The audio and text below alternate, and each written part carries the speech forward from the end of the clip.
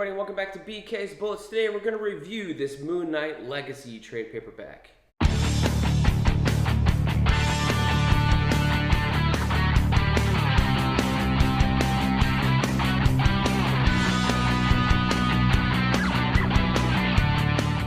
Hey everybody, and welcome back to BK's Bullets. Today we're going to review Moon Knight Legacy, the complete collection. This is by Max Bemis. And boy, I gotta say, this was kind of a letdown towards the end. So this trade paperback takes place after the phenomenal Jeff Lemire run, which we reviewed, 2 weeks ago or so. And it starts off strong, don't get me wrong. Max Bemis and Jason Burroughs put together this really cool arc with the Sun King and Bushmaster. The Sun King being a new villain who's like the embodiment of Ra. Basically, like as Mark Spector is to Khonshu, this Sun King guy, who we don't know his real name because he's insane, determines himself to be the embodiment of Ra, the sun god, who's supposed to be Khonshu's dad. So there's a whole thing there, and then you find out that, you know, there's a daughter involved somehow, and there's a kidnapping, and they go to an island, and they face off after some, like, insane asylum hijinks in the first issue where Moon Knight doesn't even appear in the first issue of this run. It's just a one and done, not a one and done, but it's a setup kind of thing inside the insane asylum as you set up the threat of the sun god.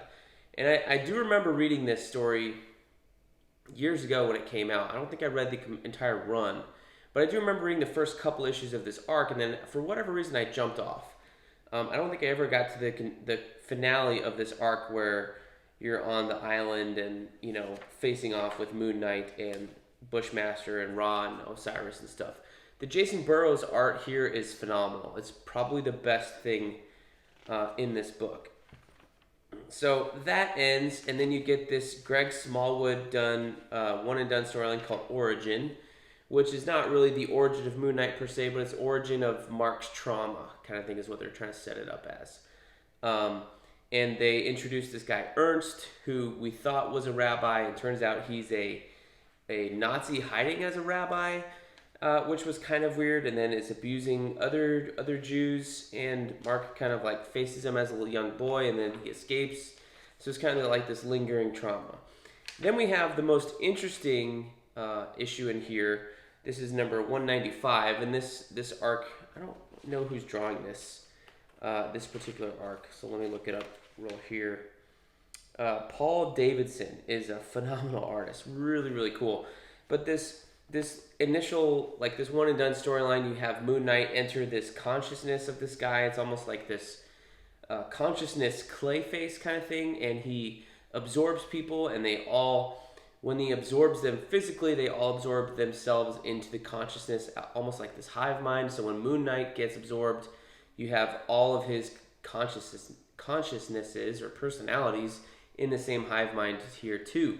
And then turns out that that's way more powerful than any of these other people thought, and they kind of just fight each other and kind of end there.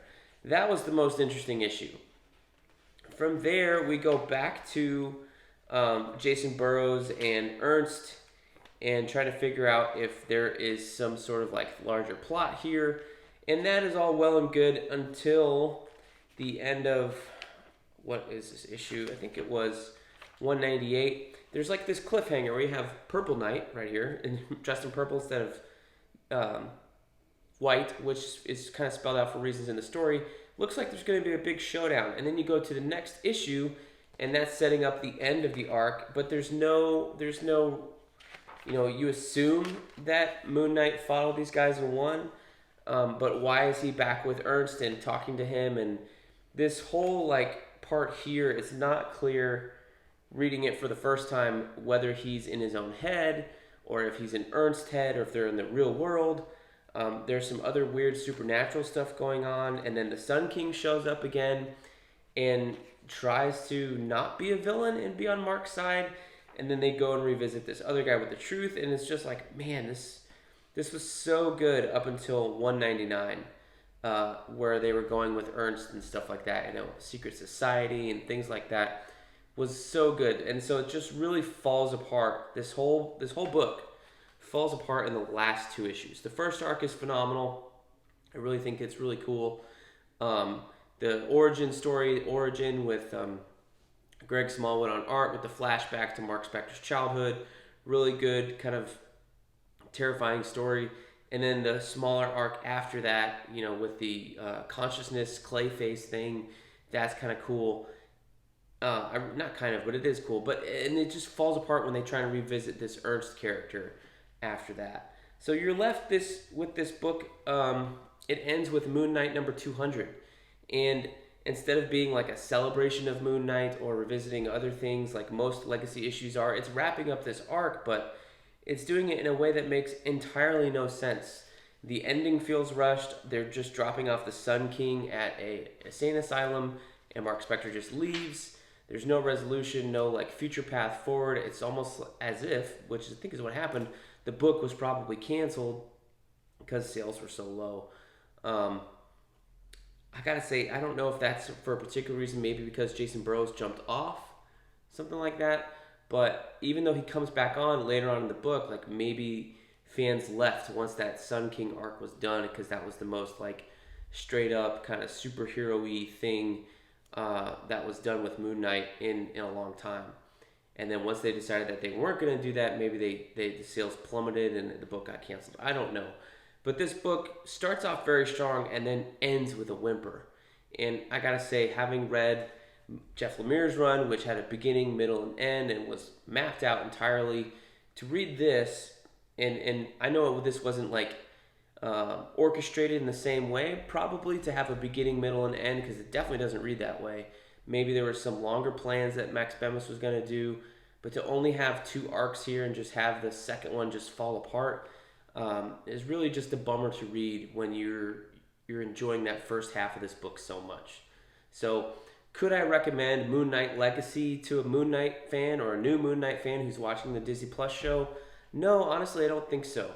I think this second arc just kind of takes the wind out of it, to where if you're reading it for the first time or you're new to Moon Knight or whatever, you would be reading it and going like, what the heck's going on and where's this going?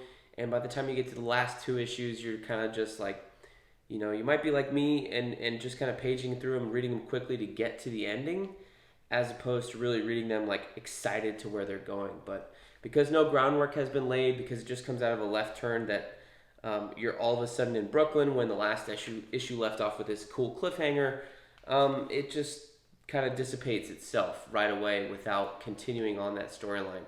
Because that's a cool cliffhanger. Moon Knight in a different costume, saving a young girl against a bunch of goons. Like, I want to see that finale. Yeah, it's cliche, but it is a superhero book after all. Like, this is Marvel Comics here, not Dark Horse. So I think this is one of those instances where the writer took Moon Knight, did a good superhero story with the Sun King at the beginning, and then try to do this mind story the way that Jeff Lemire had done so beautifully in the run before his. I mean, they mentioned the events of that run here in the beginning of the book. There's even a Jeff Lemire sketch in, I want to say it's 199, where the daughter gives it to Moon Knight, and it's drawn by Jeff Lemire. I'm trying to find this page here. I may not be able to find it, but so it's definitely referencing that run. It's just like, it's all for naught kind of thing. And you can tell this with 199 and 200, they're just kind of rushing along to the finale to be over. Here's the Jeff Lemire page. I did find it. So that's kind of cool. But it's just, I don't know. It just screams like I had bigger plans and I have to wrap this up in 2 issues. So we're going to give you this really big action-packed finale and not explain how we got here. Like this finale, these last 2 issues might be 2 good issues if they happened 12 issues later in the run. If this was Moon Knight number 212 and 213, after Max Bemis got another arc to set up Ernst and the Sun King returning and getting better and things like that, instead of just automatically like, oh, hey, there they are, Sun King's back and he's your friend now. It just totally fell flat and just read as a rushed storyline. So, Moon Knight Legacy, it's $40. For that storyline alone, I cannot recommend this to a new Moon Knight reader from the Disney Plus show. Go read Jeff Lemire's run. Go see if you can pick up the David Finch stuff. That's worth your time. This one, unfortunately, is not. Unless you're a completist, I would not recommend this trade paperback to you. The first half is good, but that first half, is again by itself, is not worth $40. So I kind of left out disappointed here, and that's the first book I've read in a long time. I think that's been like, man, this is really didn't have a lot of positive things to say about it because of the way it ended. The art's great. I guess there's that.